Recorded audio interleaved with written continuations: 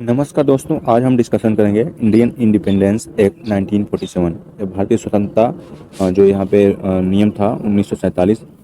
इस पे हम डिस्कशन करेंगे आज कि यह क्या था, इसके क्या प्रभाव हुए। तो जैसा कि एक्ट का नाम ही ऐसा है कि इससे पता चलता है हमें कि इंडियन इंडिपेंडेंस एक्ट मतलब भारत की स्वतंत्रता संबंधित ये एक्ट है। तो इसके बारे में चलिए डिस्कशन करते हैं। इस वीडियो के माध्यम से आप सभी को कुछ भी नॉलेज प्राप्त होता है तो चैनल को सब्सक्राइब करें और वीडियो को लाइक ज़रूर करें। चलिए आगे देखते हैं हम।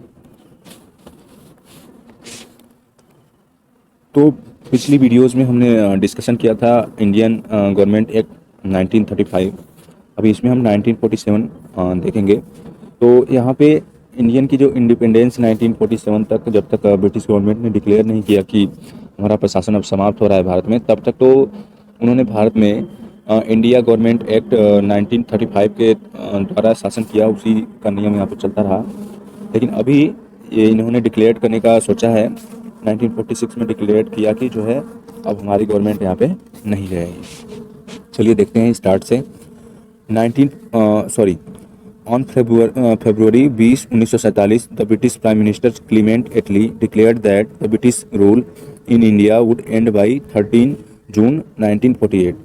तो 20 फरवरी 1947 जो ब्रिटिश के प्राइम मिनिस्टर थे क्लीमेंट एटली, वो घोषणा किए कि जो है भारत में जो हमारा प्रशासन है, शासन है, वो 30 जून 1948 को समाप्त हो जाएगा। हम और जो है यहाँ पे जो हम जितने भी प्रशासनिक कार्य हैं हम इंडियंस को सौंप देंगे, इंडियन के जो भी व्यक्ति हैं उनके हाथों में सौंप देंगे।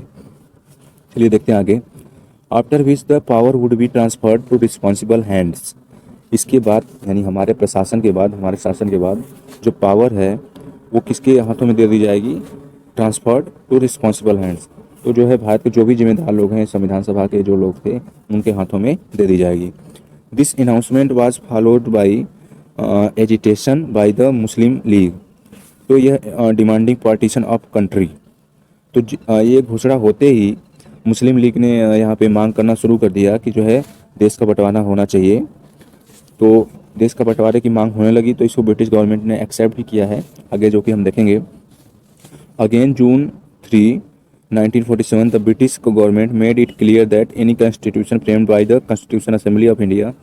जो भी संविधान भारतीय संविधान सभा जो बनी थी, वो अगर जो बनाएगी 1946 में फॉर्म हुई थी भारतीय संविधान सभा जो, तो वो जो भी संविधान बनाएगी वो दोनों देशों पे लागू नहीं होगा। यानी जो भारत का जो संविधान बनेगा वो भारत पे लागू होगा और जो पाकिस्तान का संविधान बनेगा वो पाकिस्तान पे लागू होगा। ये नहीं कि भारत ने संविधान बनाया तो दोनों देशों पे लागू नहीं होगा, क्योंकि अभी दोनों कंट्री का बंटवारा होना था। चलिए देखते हैं, यहाँ पे पॉइंट है। On June 3 1947 British government made it clear that any constitution framed by constitution assembly of India found in 1946 can not apply those parts of the country. यही बात आप पिछली मैंने बताया पिछले स्लाइड में कि दोनों देशों पे जो इंडियन कॉन्स्टिट्यूशन असेंबली है उसके द्वारा जो संविधान बनाया जाएगा वो दोनों देशों पे लागू नहीं होगा, मतलब दोनों डोमिनियन पे लागू नहीं होगा, दोनों पार्ट पे। Which they are willing to accept it on the same day June 3 1947 Lord Mountbatten of the viceroy of India. Next slide में देखते हैं क्या क्या उन्होंने। भाई देखो यहाँ पे 3 जून 1947 को लॉर्ड माउंटबेटन जो वायसराय थे इंडिया के, उन्होंने क्या किया? Put the partition plan. उन्होंने 3 जून 1947 को लॉर्ड माउंटबेटन ने पार्टीशन प्लान लाया, जिसको हम माउंटबेटन प्लान के नाम से जानते हैं। The plan was accepted by the Congress and Muslim league. Plan था क्या था? बंटवारे का प्लान था, माउंटबेटन प्लान जिसको हम बोलते हैं, माउंटबेटन द्वारा लाया गया था। और इसको जो कांग्रेस थी और मुस्लिम लीग जो कि पार्टीशन की मांग कर रहे थे, उन्होंने इसको एक्सेप्ट किया। जो माउंटबेटन प्लान था जो बंटवारे का, उन्होंने एक नियम लाया। Immediate effect was given by enacting the Indian independence act 1947। तो इसका जो है त्वरित जो प्रभाव है वो दिखाया गया, देखने को मिला जब भारतीय स्वतंत्रता जो विधेयक है वो 1947 में पास हो गया। नेक्स्ट आगे देखते हैं। अब हम देखेंगे इसके फीचर्स, इस एक्ट के फीचर्स क्या थे। टोटल फीचर्स अभी हम देख लेंगे यहाँ पे कि कौन कौन से फीचर्स थे इसके। It ended the British rule in India declared as independent and sovereign state from August 15 1947। तो 15 अगस्त 1947 को इन्होंने ये एंड हो गया यहाँ पे ब्रिटिश रूल, और भारत क्या हो गया, एक आज़ाद कंट्री हो गया और खुद के द्वारा प्रशासन करने वाला कंट्री हो गया। It provided the partition of India and creation two independent dominions of India and Pakistan with the right to secured from the British Commonwealth। तो यहाँ पे इसी एक्ट के दौरान, इसमें क्या हुआ, इसी एक्ट में का जो प्रशासन चल रहा था, इसी में भारत के और पाकिस्तान के बंटवारे का भी जो है काम हुआ, और दो इंडिपेंडेंट डोमिनियंस बने, दो इंडिपेंडेंस कंट्री बने, जो कि भारत का ही हिस्सा था पाकिस्तान। यहाँ पे पाकिस्तान का बंटवारा हो गया भारत से इसी एक्ट के माध्यम से। नेक्स्ट चलते हैं। It abolish the viceroy office of, यहाँ पे it abolish the office of the viceroy, provided the east dominion a governor general who to be appointed by the British king. तो यहाँ पे इस एक्ट में ही जो वायसराय रहते थे भारत में प्रशासन के लिए, उनका पद समाप्त किया गया और एक गवर्नर जनरल नियुक्त किया गया ब्रिटिश किंग, ब्रिटिश के राजा के द्वारा यहाँ पे, on the advice of the dominion of the cabinet. जो डोमिनियन की कैबिनेट थी उसकी एडवाइस पे ब्रिटिश राजा ने एक एक गवर्नर जनरल दोनों डोमिनियन यानी भारत और पाकिस्तान दोनों में नियुक्त किया। हिज मजेस्टी गवर्नमेंट, नेक्स्ट देखते हैं। His majesty government in Britain was have no responsibility with effect the government of India and Pakistan. तो government of India and Pakistan में जो प्रशासनिक कार्य थे भारत के जो गवर्नमेंट बनी थी उसमें कोई प्रभाव या कोई भी इंटरफेयर नहीं रह गया था। इसके बाद the empowered the constitution assembly to dominions frame and adopt any constitution for their respective nation, to repeal any act of British parliament including the independence act itself। तो इन्होंने वो शक्ति प्रदान करी भारतीय संविधान सभा को, या पाकिस्तान की जो संविधान सभा थी उसको एक संविधान बनाए, और जो है अपने देश के लिए, जिस देश से वो बिलोंग करती है, और कोई भी एक्ट को वो निरस्त कर सकते हैं। जो इंडिपेंडेंस एक्ट है उसको भी वो निरस्त कर सकते हैं, क्योंकि वो अपना संविधान बना लेंगे तो उसके द्वारा प्रशासन चलेगा। नेक्स्ट देखते हैं यहाँ पे। It granted freedom to Indian princely states either join dominion of और इंडिया और डोमिनियन और Pakistan to remain independent.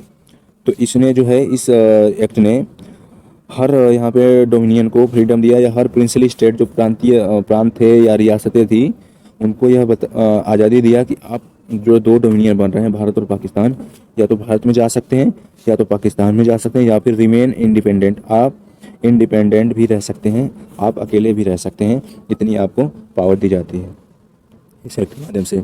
It provided the governance of each dominions the provinces by the government of India act 1935। ये जो दो dominion थे, या कहें कि जो अगर सेल्फ डिपेंडेंट रहने वाली जो देशी रियासतें थी, उनको ये प्रशासन करने के लिए 1935 का जो एक्ट था, गवर्नमेंट ऑफ इंडिया एक्ट 1935, उसी के द्वारा प्रशासन करने की इजाज़त दी। कब तक? Till the new constitution were framed, जब तक कि नया संविधान नहीं बन जाता तब तक 1935 का जो एक्ट है उसी के द्वारा प्रशासन करेंगे। The government dominion were however authorized to make modification in the act. तो जो यहाँ पे डोमिनियंस थे, मतलब जो राष्ट्र थे दोनों, इस एक्ट में मॉडिफिकेशन कर सकते हैं और प्रशासन इससे कर सकते हैं जब तक उनका संविधान नहीं बन जाता। At the stroke of midnight 15 August 1947 British rule came to an end. तो 14-15 अगस्त की रात में, जो 14 की रात थी, उसमें क्या है, जो ब्रिटिश रूल था वो एंड में आ गया, मतलब खत्म होने को आ गया। And power was transferred to the two new independent dominions of India and Pakistan. तो 14 और 15 की जो रात थी वहाँ पे, उसी दिन जो है पावर जो है ट्रांसफ़र हो गई न्यू इंडिपेंडेंस जो भी कंट्रीज थी, मतलब भारत और पाकिस्तान दोनों को शक्तियाँ दे देगी ये सारी अंग्रेजों द्वारा। Lord Mountbatten became the first governor general of the new dominion of India. तो भारत के वायसराय तो हट गए, वायसराय का पद समाप्त किया गया और नया गवर्नर जनरल नियुक्त किया गया दोनों डोमिनियन के लिए। एक हमारे लिए, भारत के लिए कौन नियुक्त किए गए? Lord Mountbatten. He swore in Jawaharlal Nehru as the first prime minister of independent India. उन्होंने जवाहरलाल नेहरू को भारत के स्वतंत्र भारत के प्रथम प्रधानमंत्री के रूप में शपथ दिलाई। The constituent assembly of India framed in 1946 became the parliament of the Indian dominion. तो जो भारतीय संविधान सभा थी वो 1946 में जो है फॉर्म की गई, बनाई गई और एक इंडिया के पार्लियामेंट की तरह वो काम करती थी। तो यहाँ तक हमारा वीडियो समाप्त होता है। बाकी इसमें कोई भी किसी भी प्रकार का अगर डाउट हो तो ज़रूर कमेंट करें। बाकी चैनल को सब्सक्राइब करें, वीडियो को लाइक करें। Thank you for watching. Thank you.